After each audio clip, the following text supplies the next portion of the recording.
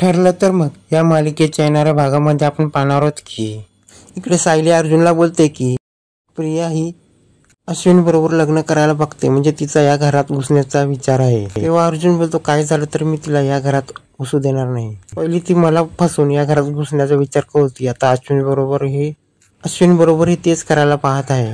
तेव्हा अर्जुन सायलीला बोलतो सरज जाम्यासारखा एक माणूस तेच सांगत होता की प्रियाला किल्लेदार घरातल्या मुलगी म्हणून सिद्ध करायचं होतं, पण काय सिद्ध करायचं ते कळत नव्हतं आणि तो तिच्याबद्दलच का सांगत होता. आणि सायली सांगते तन्वी खोटी आहे हे सिद्ध करण्यासाठी आपल्याला मधुभाऊनच भेटायला लागेल. त्याच वेळी ते मधुभाऊ जानकीला सांगत असतात की तुझी आई तुला इथे सोडून गेली होती आणि तिला स्वतःला वाचवण्यासाठी ती असमर्थ ठरली, म्हणून तुलाही इथे ठेवून गेली. त्याच वेळेला सायली जानकीला फोन करते आणि बोलते आमच्या घरात ही तन्वी करून मुलगी आली, तिच्याबद्दल आम्हाला डाऊट येतोय. तेव्हा जानकी बोलते सायलीला तू मधुभाऊंशी बोलून घे, कारण की त्यानेच मला आता माझ्या भूतकाळाचं सगळं सांगितलं आहे. तेव्हा सायली मधुभाऊंना सांगते की प्रिया ही अर्जुन बरोबर लग्न करू शकली नाही, आता ती अश्विनला धरते आहे. तेव्हा सायली सांगते सरंजामे करून इन्स्पेक्टर आहे, त्यांनी काही केसमध्ये महिपांची मदत केलेली आहे आणि त्याच वेळेला अर्जुनला त्याच्यावर संशय आला आणि त्याने त्याचा पाठलाग केला आणि तेव्हा त्याच्याकडनं कळलं की तो बोलतोय की रविराज किल्लेदार यांच्या मुलीला त्यांची मुलगी म्हणून सिद्ध करायचं आहे. आणि मला समजत नाही की ती प्रिया मुलगी होती, तिला मुलगी म्हणून सिद्ध काय करायचं होतं आणि ते तुम्ही सांगू शकता का. तेव्हा मधुभाऊ बोलतात ही प्रिया ही रविराजांची खरी मुलगी आहे की नाही ते मला माहित नाही, पण तिचे फोटो माझ्याकडे आहेत.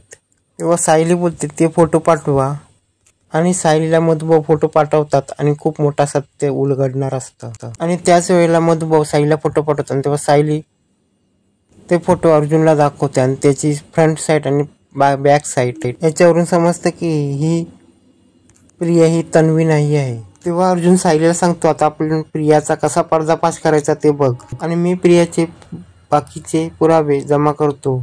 प्रिया ही तन्वी नाही हे सिद्ध करायचे आहे आणि अश्विनला सांगा की तू आणि हे सगळे पुरावे पूर्णाई आणि मम्मी समोर सादर करावे लागतील, तेव्हा अश्विनचं प्रियावर लग्न थांबवू शकतं. आणि या सगळ्यामध्ये आपण हे करू शकतो की ही तन्वी खरी तन्वी नसून ती खोटारडी आहे.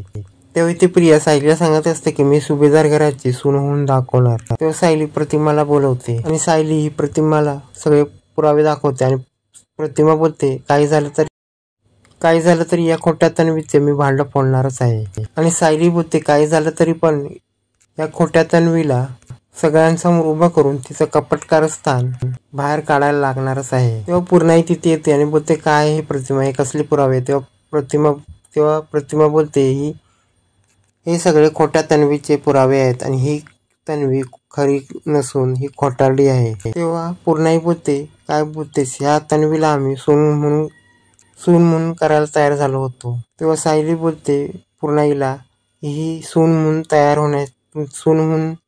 सून बनून या घरात येण्याच्या लायकीची पण नाही आहे आणि ही खोटारडी मुली आहे, फक्त खोटं बोलून तुम्हाला फसवण्याचा प्रयत्न करत आहे आणि ती पहिली अर्जुनला आणि आता अश्विनला अडकवण्याचा प्रयत्न करत आहे. आणि सायली प्रियाचा हात धरून तिला या घरातून हाकलून देते आणि ती बोलते तू पहिलं अर्जुनला फसवायला बघत होती, आता या अश्विनला फसवायला बघते मी, हे असं होऊन देणार नाही. आणि सायलीने प्रियाची चांगलीच हाकलपट्टी केली आणि ती तन्वी नसल्याचे हे पण सिद्ध केले आहे. आणि दुसऱ्या दिवशी प्रिया ही घरी असते तेव्हा तिला एका माणसाद्वारे चिठ्ठी येते. त्या चिठ्ठीमध्ये ती चिठ्ठी वाचून प्रियाच्या पायाखालची जमीन सरकते. त्या चिठ्ठीमध्ये लिहिलं असतं की त्याच टायमाला तिथे प्रतिमा असते आणि प्रतिमा बोलते आता तर तू खूप खुश दिसत होती आणि हे पार्सल मधील गोष्ट बघून तुझ्या पायाखालची जमीन का सरकली आणि तुझी अवस्था अशी का झाली. तेव्हा प्रतिमा बोलते काय लिहिलं त्या चिठ्ठीमध्ये.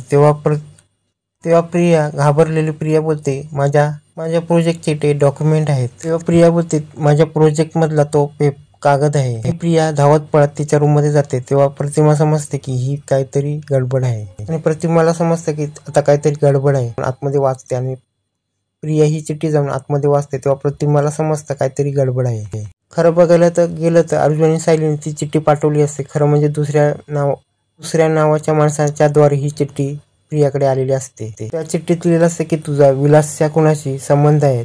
विलासच्या कुणाच्या टायमाला तू तिथेच होती आणि तू खोटी साक्ष दिलीस आणि याचे पुरावे आमच्याकडे आहेत. आणि विलासचा खून होताना तू तुझ्या डोळ्यांनी पाहिलंस आणि विलासचा खून साक्षीकडे केल्या तरी पण तू मधुभाऊंच्या विरोधात जाऊन खोटी साक्ष दिलीस. तरी पण मी पण तुला या केसमध्ये अडकवणारच आहे. आणि विलासचा खून साक्षी शिकरी हिने नाही केला आणि ती अडकली तर मी पण तुला या केसमध्ये अडकवणार आहेत.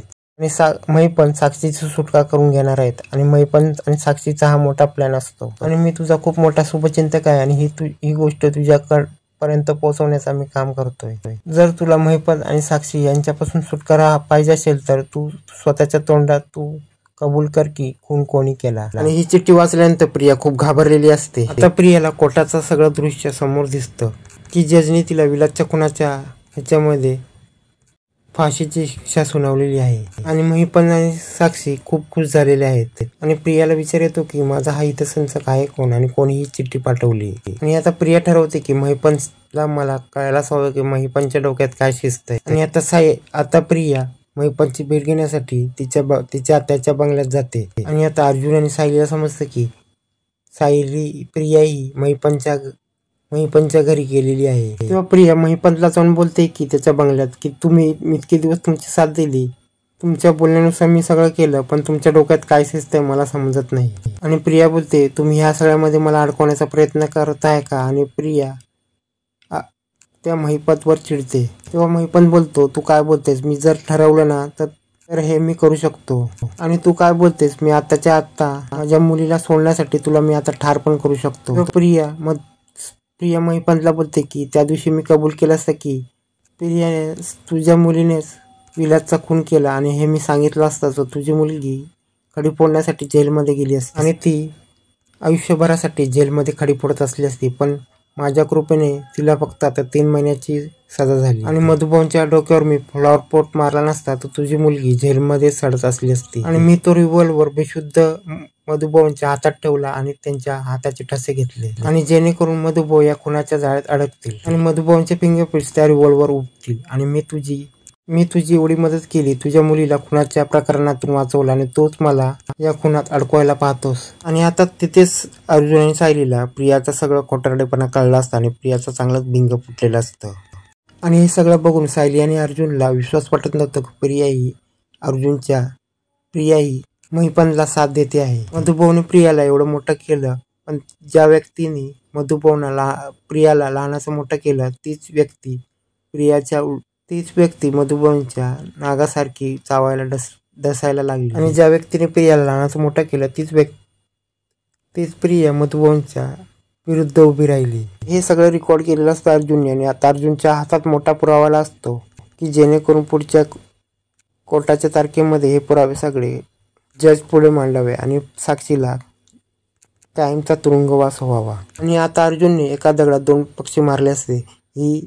ही प्रिया माझ्या भावाबरोबर लग्न करून माझ्या घरात घुसणार असते आणि माझ्या घरात घुसून ती तिचा स्वार्थ पूर्ण करणार आणि आमच्या प्रॉपर्टीवर तिचा डोळा असणार. आणि लवकरात लवकर या प्रियाचा चेहरा सगळ्यांसमोर आणलाच पाहिजे. आणि हे सगळं खोट्या तन्वीचं हे सगळं समजल्यावर रविराज, सुभेदार घराणे आणि अर्जुन, सायली आणि बाकी सगळे हे कसं काय प्रियाला घरातनं बाहेर काढणार हे पाहणे पुढे रंजकच होणार आहे.